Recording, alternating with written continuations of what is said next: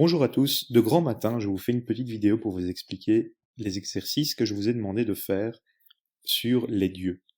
En fait, vous avez dans un premier temps, à la page 16, un texte qui se nomme les dieux, d'accord, qui est en latin.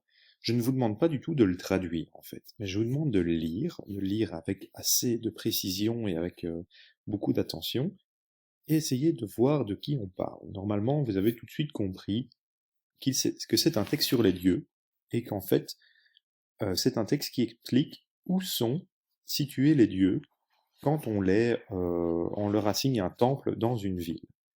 Par exemple, si je prends la phrase 3, Apollini patrique libero secundum theatrum, vous reconnaissez tout de suite un endroit de la ville que l'on connaît bien. Si vous allez voir ce que veut dire secundum, vous verrez que ça a un lien avec la situation du théâtre. Et puis en fait, à quoi nous sert de savoir où se situe le théâtre? Eh bien parce que, apparemment, le dieu Apollinie, Apollon, a un lien avec l'endroit du théâtre. Donc si on traduit la phrase en essayant de découvrir quelle est la préposition ici et comment elle se rapporte à Theatrum, nous saurons où se trouve le temple d'Apollon dans la ville. Alors je vous demande de réaliser les exercices ensuite de la page 18. De dresser d'abord une liste de tous les dieux avec leurs mots latins trouvés dans le texte, que vous essayiez de trouver le mot français qui correspond, puis que vous donniez l'attribut et les attributions. Si on prend Apollinie,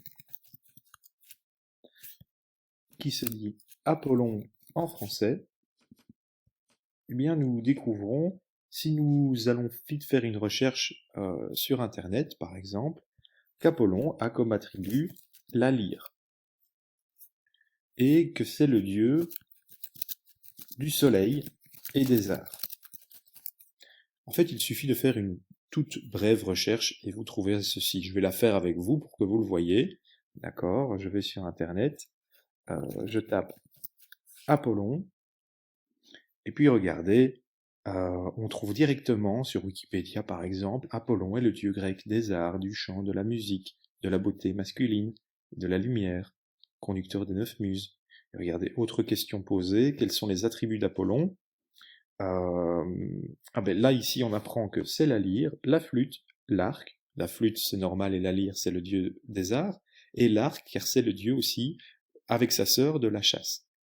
À la fin de la page 18 vous voyez que vous avez une petite recherche à faire aussi sur d'autres divinités autres que romaines, une divinité égyptienne et une divinité euh, aussi égyptienne, pardon. À la page 19, c'est ça qui posait problème, je vous demande pourquoi ces dieux doivent-ils être installés là? Par exemple, si on prend le dieu Apollon encore, on dit en latin qu'il se trouve secundum theatrum. En français, qu'est-ce que ça veut dire? Eh bien, si nous allons voir la définition de secundum, qui se trouve ici, PQRS, voilà, qui demande l'accusatif. En fait, ça veut dire après, derrière, près de. Et l'accusatif qui était lié à secundum, c'était le mot theatrum.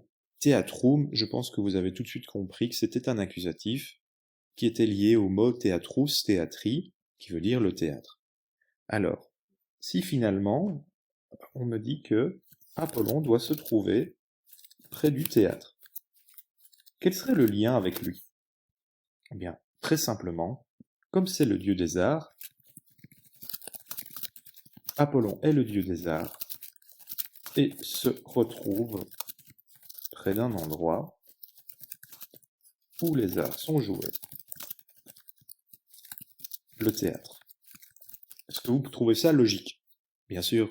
Alors, il faut voir, hein, avec les autres dieux, est-ce que Neptune se trouve près d'un port? Est-ce que Jupiter se trouve au centre de la ville, car c'est le dieu principal? Est-ce que Athéna se trouve près d'une bibliothèque? Eh bien, vous allez voir qu'il y a une réponse à toutes ces questions. Bonne journée!